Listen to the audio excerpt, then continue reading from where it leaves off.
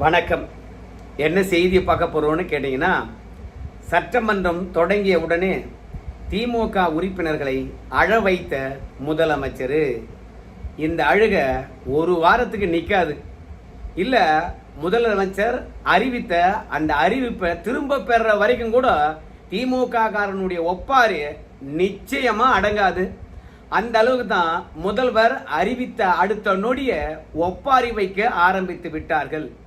அவங்க என்ன ஒப்பாரி வச்சிருக்காங்க அப்படின்ற விஷயத்தையும் பார்க்கலாம். இரண்டாவது, அண்ணாமலை அவர்களும் முதலமைச்சர் அறிவிப்புக்கு எதிர்ப்பு தெரிவித்திருக்கின்றார். அவர் என்ன சொல்லியிருக்காரு என்ற விஷயத்தையும் நம்ம சேர்த்து பார்க்கலாங்க. ஆனால் அதற்கு முன்பாக இதுவரைக்கும் நம்ம சேனலை நீங்க சப்ஸ்கிரைப் பண்ணவே இல்லையா அப்படின்னா சப்ஸ்கிரைப் பண்ணிக்கங்க, கொஞ்சம் சப்போர்ட் பண்ணுங்க. முதலாவதாக நம்ம முதலமைச்சர் அறிவித்த அறிவிப்பு, அன்னபூரணி சூப்பர் 6 6 சிலிண்டர்கள் ஆண்டுக்கு இலவசம் அப்படின்னாரு. அதுல ஸ்பெசிபிக்கா சொல்லணும்னா அனைத்து குடும்பத்துக்கும் அப்படின்னாரு. ஆனா இப்போ பொங்கல்ல இருந்து பெண்களுக்கு 3 சிலிண்டர் இலவசமா தரப்படும் அப்படின்னு சொல்லியிருக்கிறாரு. மீதி 3 எப்ப தருவார்னு தெரியல. விவசாய கடன் தள்ளுபடி 5 ஏக்கரா இருந்தா முழுமைனாரு. பல கட்ட போராட்டத்துக்கு பிறகு இப்பதான் விவசாயிகளுக்கு 75,000 தள்ளுபடி பண்றோம்பா, 1 லட்சம் வாங்கியிருந்தா கூட அப்படின்னு இறங்கி வந்திருக்காரு. அதற்காவது ஒரு நியாயமான காரணத்தை சொல்றாரு முதலமைச்சர்.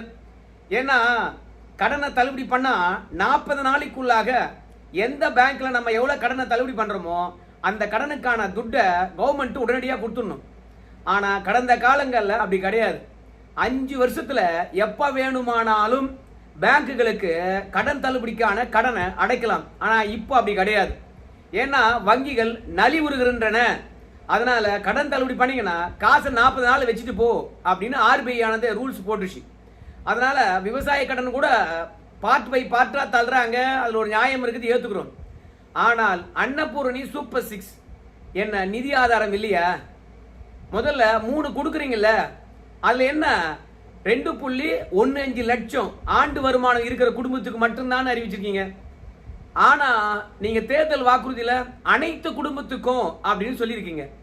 அப்போ எந்த ஒரு தகுதியோ எந்த ஒரு வருமான இலக்கோ வைக்காம இப்ப மட்டும் என்னப்பா 2.15 லட்சம் ஆண்டுக்கு நீங்க சம்பாரிச்சீங்கன்னா சிலிண்டர் இல்லைன்னு சொல்லியிருக்கீங்களே.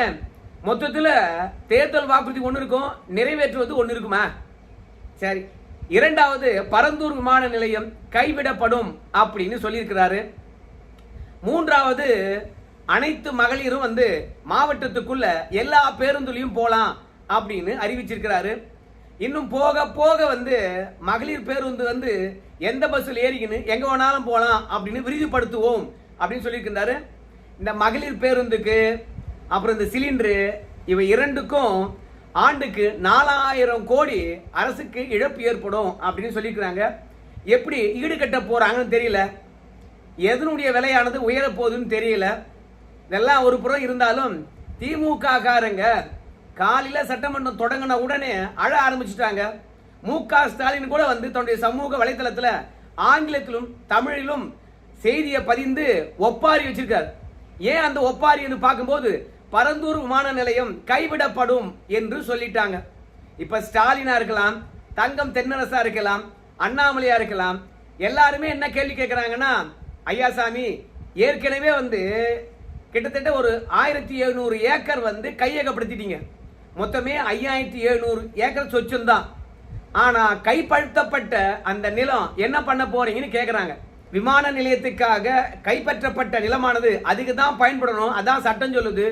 நீங்க கைப்பற்றின அந்த நிலம் என்ன பண்ண போறீங்க அப்படின்னு முதல் கேள்வி கேட்கிறாங்க.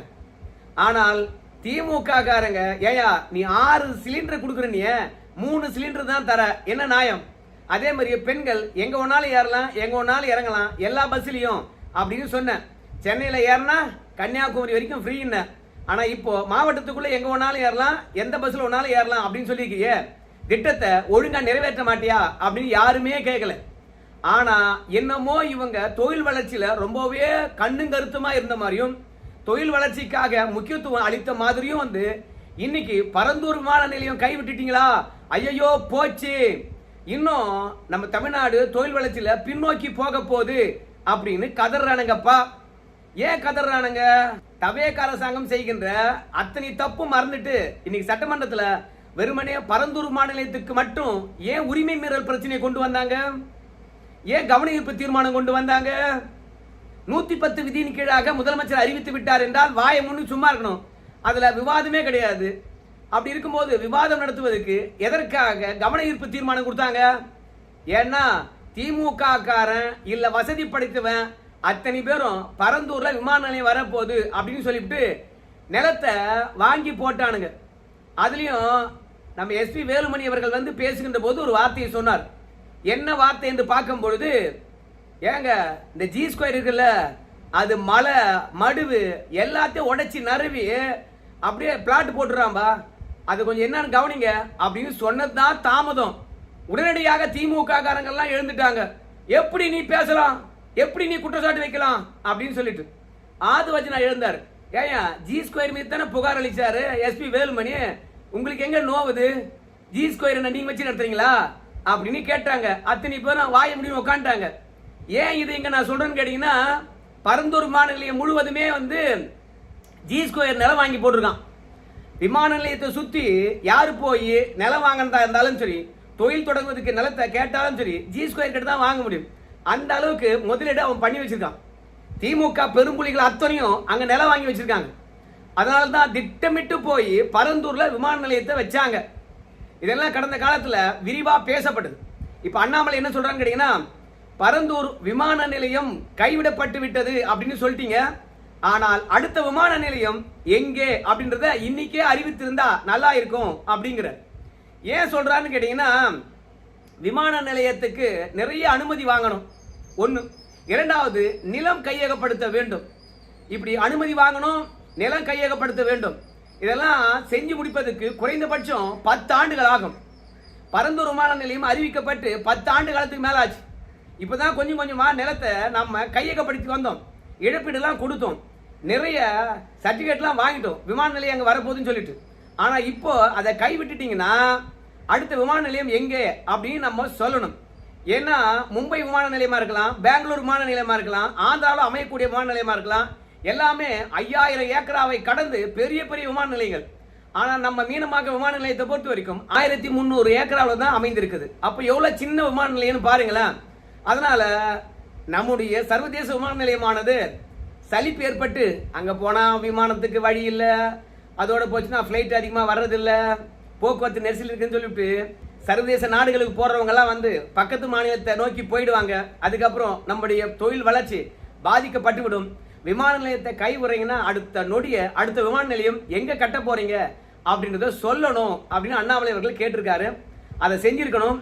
ஆனா நம்ம முதலமைச்சரை பொறுத்த வரைக்கும் விமான நிலையங்கள் எங்கே அமைய போகுது என்று சொல்லவில்லை என்றாலும் கூட நம்ம மீனம்பாக்கம் ஏர்போர்ட்டை வடமேற்காக இன்னும் பெரிதுபடுத்த போறோம். இப்போ 3வது முனையமானது வேலை முடிய போகுது. அது முடிந்தால் நம்ம விமான போக்குவரத்துக்கு தேவையானது போதுமானதாக இருக்கும். அதே மாதிரி நம்ம வடமேற்குல இன்னும் அகலப்படுத்த போறோம்னு சொன்னோம் இல்லையா, விஸ்தரிக்க போறோம்னு சொன்னோம் இல்லையா, அங்க 5வது முனையம் வந்துடும். அங்க வந்தா ஒன்னும் பிரச்சனை இருக்காது.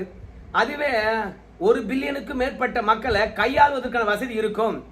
அதற்குள்ளாக நாம புதிய விமான நிலையத்தை தேர்ந்தெடுத்துருவோம், நிலத்தையும் கையகப்படுத்திடுவோம் அப்படின்னு சொல்லி இருக்கின்றார். ஒன்னும் பரந்தூர் விமான நிலையமானது 1200 ஏக்கரை கையகப்படுத்தி விட்டாலும் இன்னும் ஏகப்பட்ட வழக்கில் இருக்குது, ஏகப்பட்ட போராட்டங்கள் பரந்தூர் விமான நிலையத்தில் நடந்துகிட்டு இருக்கிறது. அதனால இன்னும் 10 வருஷத்துக்கு அங்க நிலம் எடுக்க முடியாது. தொடர்ந்து அரசியல் கட்சிகள் வந்து பாத்தீங்கன்னா அதை அரசியல் ஆக்கிட்டாங்க. சீமான்லாம் வந்து பாத்தீங்கன்னா பரந்தூர் விமான நிலையத்தை வச்சே வந்து அரசியல் செய்யறார். அதனால என்னதான் பரந்தூர்ல விமான நிலையம் அமைக்க வேண்டும் என்றாலும் இன்னும் அது 10 வருஷத்துக்கு மேல ஆகும். அவ்வளவு சீக்கிரத்துல முடியாது. அதற்குள்ளாக பிரச்சனை இல்லாம, நீர்வழி தடங்கள் இல்லாம, அதே மாதிரி ஏரி குளங்கள் இல்லாம, காடுகள் இல்லாம, மக்கள் வாழ்விடங்கள் அதிகமா அழிக்கப்படாம ஒரு இடத்தை தேர்ந்தெடுத்து நாம புதிய விமான நிலையத்தை கட்டிடலாம் அப்படின்னு உறுதிமொழி அளித்திருக்கிறாரு முதலமைச்சர். எனக்கு மிகவும் மகிழ்ச்சியான செய்தி என்னன்னு கேட்டீங்கன்னா, இந்த பரந்தூர் விமான நிலையம் கைவிட்டுட்டேன்னு சொன்னாங்க பாருங்க, அதுவே பெரிய மகிழ்ச்சி. 6 சிலிண்டர் கொடுக்கல அப்படின்றதும் வருத்தம் தான். எல்லா குடும்பத்துக்கும் 6 சிலிண்டர் என்று அறிவிச்சிட்டு அதுல வருமானம் வந்து இவ்வளவு இருக்கணும்னு சொல்லிட்டு வருமானத்தை ஒரு நிர்ணயமா வச்சதும் வருத்தம் தான். அதையெல்லாம் தாண்டி ஆனா பரந்தூர் விமான நிலையம் செயல்படுத்தப்படாது, கைவிட்டுன்னு சொன்னாங்க பாரு, உண்மையா பட்டாசு வெடிச்சு கொண்டாடலாம். திமுக காரெல்லாம் பயங்கர ரேட்டு கொடுத்து நிலத்தை வாங்கி போட்டிருக்கான். இப்ப அந்த இடத்துல என்ன கொண்டாந்து சேர்க்க போறாங்க? எப்படியா இருந்தாலும் தொழில்பேட்டை தான் வரும். தொழில்பேட்டை வந்தா அந்த இடத்துல திமுக காரன் வாங்கி வச்சிருக்கிறத பெரிய பெரிய ஸ்டார் ஹோட்டல் கட்டலாம் வாங்கி போட்டிருக்கான். அதுக்கான ப்ராஜெக்ட்லாம் போட்டான். இப்ப அந்த இடத்துல தொழிற்பேட்டை வரதுனால நார்த் இந்தியன்ஸ் வந்து தங்கி வேலை செய்வதற்கு ரூம் தான் கட்ட முடியும். அதனால தான் திமுக கார கதறோம் கதறான். அதுலயும் தங்கம் தென்னரசை பொறுத்த வரைக்கும் ஐயோ பரந்தூர் விமான நிலையத்தை போய் கை விட்டுட்டீங்களா, இருங்காட்டை கோட்டை அங்கதான் இருக்குது, சுங்குவார் சத்திரம் அங்கதான் இருக்கிறது, ஸ்ரீபெரும்புத்தூர் அங்கதான் இருக்குது, தொழில் நகரமே அங்கதான் இருக்குது. சோ அந்த இடத்துல தான் நம்ம மெட்ரோ ட்ரெயினுடைய விஸ்தரிப்ப சுங்குவார் சத்திரம் வரைக்கும் நம்ம நீட்டித்திருக்கிறோம் அப்படின்லாம் கதையா அழுதுட்டு இருக்காரு நம்முடைய தங்கம் தென்னரசு. இதெல்லாம் என்ன ஆவர்த்து அப்படிங்கிறாரு. இப்போ கிழக்கு பக்கம் போலான்னு பார்த்தா வங்காள வெறிகுடா, அதே மாதிரி வடக்கு பக்கம் போலான்னு பார்த்தா அங்கெல்லாம் ஏகப்பட்ட தொழில் நிறுவனங்கள், மணலி போன்ற பெரிய பெரிய தொழில் நிறுவனங்கள், அங்க ஏர்போர்ட் கட்ட முடியாது. அப்புறம் தெற்கு பக்கம் வந்தோம்னா முழுக்க முழுக்க விவசாய நிலங்கள். அது மட்டும் இல்ல, மீனம்பாக்கம் ஏர்போர்ட் எங்க இருக்குது, நீங்க அப்படியே தெற்கு பக்கம் நகர்ந்தீங்கன்னா மலைகளும் காடுகளும் இருக்குது. எந்த இடத்துல விமானம் கட்ட முடியும்? தகுந்த இடம் எங்க இருக்குது? அதனால மீண்டும் பரந்தூர் விமான நிலையமானது கொண்டு வரணும் அப்படின்னு இவங்க வெளிநடப்பு செய்து கோஷம் எழுப்பினார்கள். அந்த ஒரு அறிவிப்பு திமுக காரன் ஒப்பாரி வைப்பதற்கான காரணமாயிடுச்சு. வீட்டில் போய் குடும்பத்துக்காரங்கெல்லாம் வந்து நச்சரிப்பாங்க, பணத்தை கொண்டு போய் அங்கே போடாதரா, மக்கள் போராட்டம் நடத்துறாங்கடா, நிலத்தை வாங்கி போடாதடான்னு சொன்ன கேட்டீங்களா, கோடிக்கணக்கான ரூபாய் ஆயிடுச்சிங்கடா பாவிகளா அப்படின்னு சொல்லிட்டு திட்டி தீக்க போறாங்க குடும்பத்தில். பாருங்க, அந்த பரந்தூர் விமான நிலையம் வந்து மீண்டும் விஜய் கொண்டு வருகின்ற அளவுக்கு திமுக இந்த போராட்டத்தை முன்னெடுத்துரும். அது மட்டும் இல்ல, பல முன்னணி தொலைக்காட்சி நிறுவனங்கள்லாம் வந்து அந்த இடத்துல நிலம் வாங்கி போட்டிருக்கானுங்க. அவனுங்களும் திமுகவுடன் கை வந்துக்கின்னு லபோன்னு கத்துவானுங்க. முதலமைச்சராக இருந்த ஸ்டாலின் அவர்கள் வந்து ஐயோ தமிழ்நாடு பின்னோக்கி போக போது, பரந்தூர் விமான நிலையத்தை விட்டாங்களே அப்படின்னு தூக்கம் இல்லாம அப்படியே கதறுகின்றாரு, ஒப்பாரி வைக்கிறார். தமிழக சட்டப்பேரவையில் எத்தனையோ விஷயங்கள் நடந்தது, எவ்வளவோ வாக்குவாதங்கள், எவ்வளவோ போர்க்களங்கள். அப்போதெல்லாம் வாய் திறக்காத ஸ்டாலின் பரந்தூர் விமான நிலையத்துக்கு மட்டும் வாய் திறப்பது எதுக்காக? 5 வருஷம் சோலையா ஆட்சியை கொடுத்து வச்சிருந்தாங்க. அவ்வளவு முக்கியமான விஷயமா இருந்தா அந்த 5 வருஷம் ஆட்சியில அதை செஞ்சு முடிச்சிருக்கணுமா இல்லையா? ஏன் செஞ்சு முடிக்கல? அப்போ எவனா ஒருத்த வந்து செய்வான், நம்ம இடம் வேல்யூவேஷன் வந்துடும், ஸ்டார் ஹோட்டலா கட்டி போடலாம், கிரிக்கெட் ஸ்டேடியமா கட்டி போடலாம், என்னென்ன பிளான் போட்டுருந்தீங்க நீங்க. இப்போ நக்கிக்குன்னு போச்சா, ஒப்பாரி வைங்க. ஒரு வாரத்துக்கு டிவியை திருப்பினீங்கன்னா திமுக கார அழுவுறது மட்டும்தான் கேட்க முடியும். நல்ல முடிவெடுத்தாரு நம்முடைய முதல்வர் ஜோசப் விஜய், அதுக்காகவே பாராட்டலாம். ஏன்னா தான் போய் போராடின முதல் போராட்ட களமே வந்து பரந்தூர் விமான நிலையம் தான். ஸோ பரந்தூர் மக்களுக்கு மகிழ்ச்சியானதாக இருக்கும். ஆனால் வித்துட்டு போனவங்களுக்குலாம் கவலையாக தான் இருக்கும். பல அரசியல் தலைவர்களும் வந்து பார்த்தீங்கன்னா இந்த விமான நிலையம் வேண்டாம் என்று எதிர்ப்பு தெரிவித்தார்கள். அவங்களுடைய வெற்றியாகவும் பார்க்கலாம். திமுக காரன் சும்மா விட மாட்டான், கேஸ் போடுவான். அந்த கேஸ் ஆனது இந்த அரசாங்கத்தை தன்னுடைய முடிவை மறுபரிசீலனை செய்கின்ற வழக்கு கொண்டு போவான் திமுக காரன். ஏன்னா அவ்வளோ முதலீடுக்கு நாங்கள் கொண்டு போய் போட்டிருக்கான், வெறும் பணமாக கொட்டி குவித்திருக்கிறான், எப்படி சும்மா விட்டுருவான்? அதனால பரந்தூர் விமான நிலையம் கைவிட்டது மிக மிக நல்ல முடிவு. கண்டிப்பாக அடுத்த விமான நிலையம் தேர்ந்தெடுக்கின்ற பொழுது மலை, காடு, ஆறு, மக்கள் எதுவும் பாதிப்படையாத அளவுக்கு நல்ல ஒரு இடத்தை தேர்ந்தெடுத்து விமான நிலையங்கள் வந்து அமைக்கப்பட வேண்டும் என்பது வேண்டுகோள். ஏங்க இன்னைக்கெல்லாம் வந்து போக்குவரத்து வசதியை பொறுத்த வரைக்கும் பக்கவா இருக்குதுங்க. விமானத்தில் போறவன் கார்ல ஒரு 10 கிலோமீட்டர் போய் விமானம் ஏற மாட்டானா? அப்படியே ஹார்ட் ஆஃப் சிட்டி சென்னைக்குள்ளேயே தான் இருக்கணுமா? ஸ்ரீபெரும்புத்தூருக்குள்ளேயே தான் இருக்கணுமா? வேற எங்கேயும் போக மாட்டானுங்களா இவனுங்க? அதனால விமான நிலையம் போனோம்னா ஒரு 50 கிலோமீட்டர் தொலைவா போய் தான் ஏற்றமே, செங்கல்பட்டுக்கு பக்கத்துல தான் வைக்கட்டுமே. ஏன் வேணாங்கிறீங்க? உங்களுக்கு சர்வதேச விமான நிலையம் வேணும், ஆனா சென்னையினுடைய சுற்று வட்டார பகுதியில் இருக்கணும்னா செங்கல்பட்டுக்கு பக்கத்துல வைக்கலாமே, ஏகப்பட்ட இடம் இருக்குதுல்ல. அதனால திமுக காரனுடைய கனவுல மண்ணை போட்டதுனால ரொம்ப மகிழ்ச்சியா இருக்கேன். இந்த செய்தி தொடர்பாக உங்க கருத்து சொல்லுங்க. மற்றவையெல்லாம் இன்னொரு வீடியோவில் பார்க்கலாம். நன்றி.